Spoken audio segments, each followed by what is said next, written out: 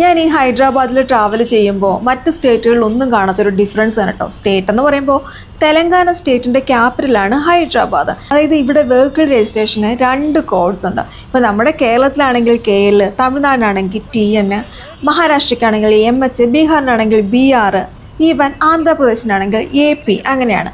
പക്ഷേ തെലങ്കാനയ്ക്ക് TG എന്നും TS എന്നും ഉണ്ട്.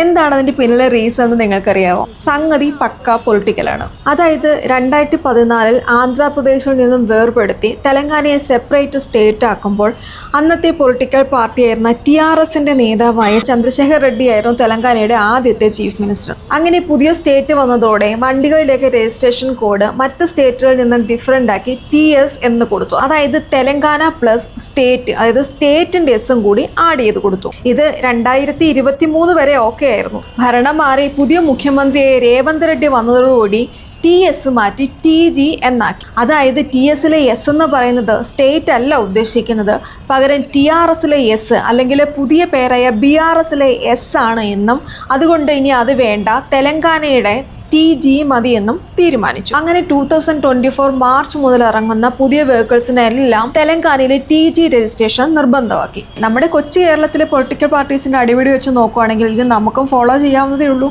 നമ്മുടെ വണ്ടികളൊക്കെ പുതിയ പുതിയ കോഡ്സിൽ ഇറങ്ങട്ടെ, പുതിയ പുതിയ സ്റ്റേറ്റ് കോഡ് രജിസ്ട്രേഷനിൽ ഇറങ്ങട്ടെ, അല്ലേ?